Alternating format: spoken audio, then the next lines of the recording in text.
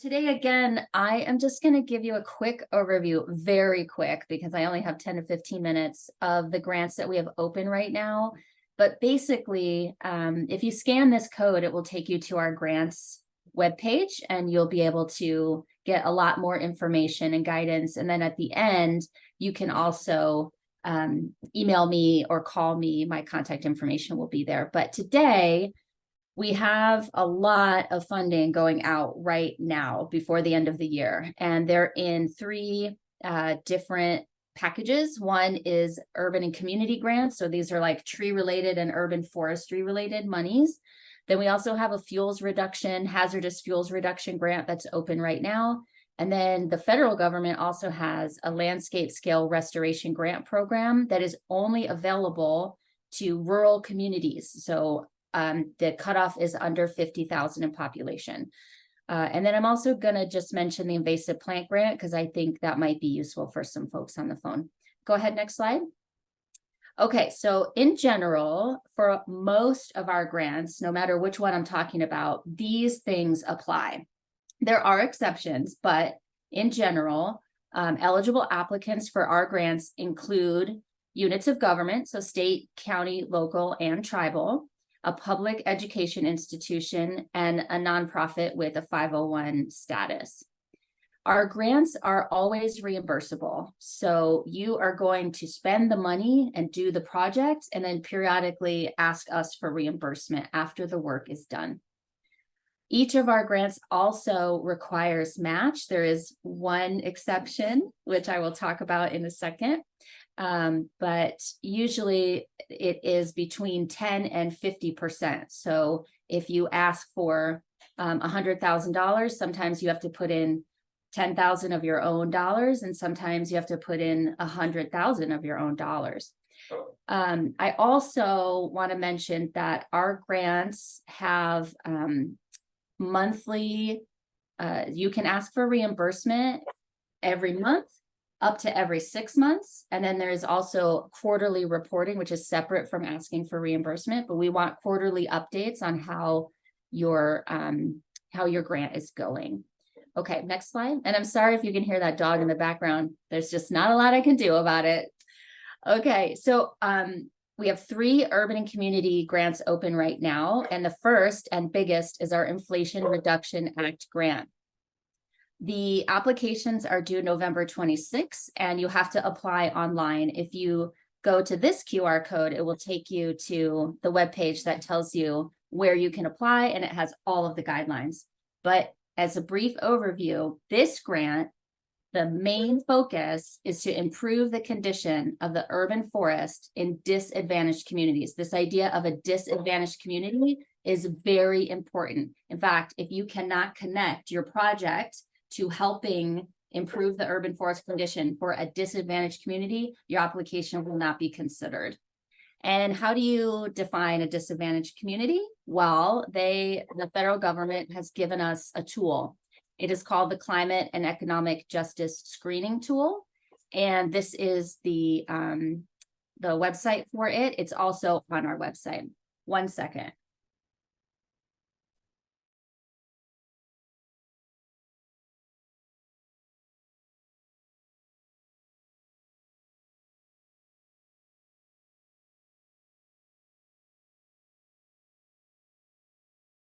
All right, I'm trying to get some help in with the dog because that is probably annoying everyone. So sorry about that.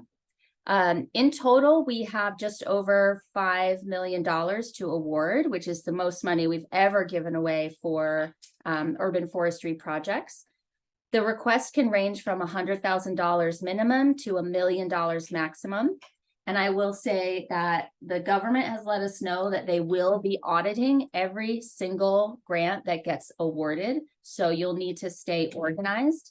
I do recommend if you apply for this money that you include some funding to hire a person whose job it is to do the grant administration. This grant has no match requirement. So if you can connect your project to the CJEST tool or the Climate and Economic Justice Screening tool in a disadvantaged community, then there is no match requirement. So that's one. Allison, let's go to the next slide.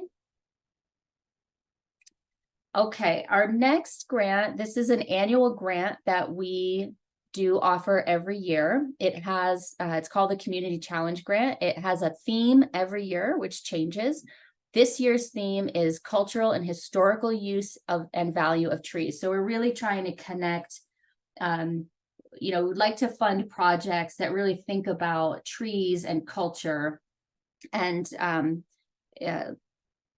there's a lot of different ways you can define that. We're trying to keep it broad. There is $145,000 to award out of this pot, and the requests range from $20,000 at a minimum to $50,000 at a maximum. There is a 1-to-1 match requirement, and that can be in dollars or in kind, like volunteer time or foregone salary. So if you ask for $20,000, you need to show $20,000 worth of in-kind or dollar match, which makes your total project worth $40,000. So I'm just going to keep going because I'll just let you guys ask me your questions. But this grant is due a little bit sooner on November 12th. Go ahead, Allison. And our last urban and community grant that is open right now and is due on November 14th is our tree grant, and that stands for Tree Resource Enhancement and Engagement. This is a special pot of money that we make available to any recognized Tree City or Tree Campus USA. So if your municipality does not have Tree City status, you are not eligible to apply. But if you are interested in becoming a Tree City and then becoming eligible for these monies, applications are taken every year. They're always due in December. And my forestry outreach coordinator, Megan Lasley, will be happy to walk you through that process. I think she's on this call. So if you have questions, we can have her answer those. We have $10,000 to award this time around. Requests range from $1,500 minimum to $5,000 maximum. And there is also that 1-to-1 match requirement on the tree grants. And Allison, if you go to the next slide, for those of you who aren't familiar with the Tree City program, basically, and there's Megan's information at the top there, but the program really is meant to help a community structure the growth and maintenance of your urban forest. And so they have 4 standards that you have to meet in order to be recognized. And you have to meet these every year. You have to have a tree board or a department that is responsible for tree care. You need to have a community tree ordinance that mentions tree protection. You need to spend $2 per capita on urban forestry. I would say this is the standard that most municipalities are afraid of because they don't think they already spend this amount. But I can tell you that it's the easiest one. You're probably already spending this amount of money every year. And then the last one is you have to celebrate Arbor Day every year with an event and have a proclamation signed by your mayor. So that smaller pot of money, there are about, I think there are 30 Tree Cities this year. So when you apply for a tree grant, you're only competing with 30 other applicants. We probably get between 1 to 3 applications a year, and we're usually able to fund them all. So this is a great pot of money. There's not a lot of competition, and it can really help you do tree plantings, tree and shade master plans. There's a lot of things that you can use this money for, and there's no theme. So as long as it's related to trees, you can use it for that project. Okay, let's move outside of urban. Oh, sorry, forgot about this guy. So because we have so many grant opportunities open right now, and one of them is a pretty big pot of money, the UNCF staff has come up with some office hours. These are the dates. If you want, I can email this to you, or maybe Allison, you can send this out to folks in the group when you send out the presentations. So I do heavily recommend that if you're thinking of applying for that first grant, the IRA, that you do attend one of these or reach out to one of us individually and talk about your project idea before you submit. Okay, next slide. All right, so now I want to talk about the Healthy Forest Initiative grant. This is a grant. It's open right now. It's due December 1st, and it is meant to reduce fire risk. So we're looking at fire prevention, critical infrastructure protection, and forest and watershed restoration by reducing hazardous vegetation on the landscape. This program has a ton of money, and it's usually open in the spring. But this year they opened 2 rounds because they didn't give away all the money. So they reopened the grant. There's $3 million on the table. The requests range from a $60 minimum to a $500,000 maximum. And they actually run this program. Their match requirement, it depends on how much you ask for. So you can see that depending on the range of money you ask for, it's a 10, 20, or 30% match. I've put Josh Hudson's name here. He is the grants program manager that oversees the Healthy Forest Initiative. I can answer some questions for you, and I'd be happy to do that, but Josh is really the expert. So if you are interested, maybe reach out to him, or I'd be happy to connect you. Okay, next slide.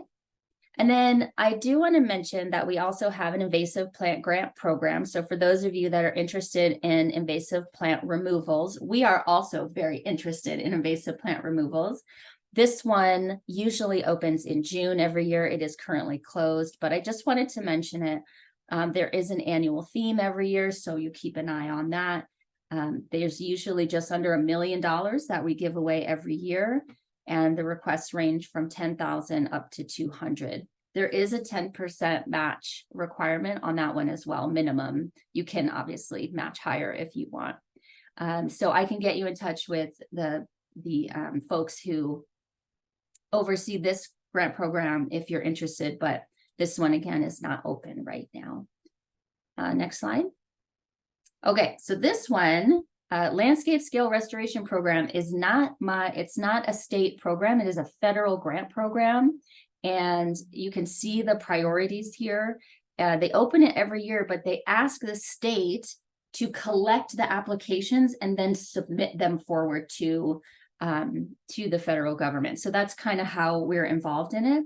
But these are the main kind of projects that you would want to submit for this landscape scale restoration program. If you go to the next slide. So these are open now. They are due November 17th. Each state can submit up to 5 proposals. So we kind of collect those proposals, and then we internally pick the ones we think will be the most competitive, and then we submit those forward.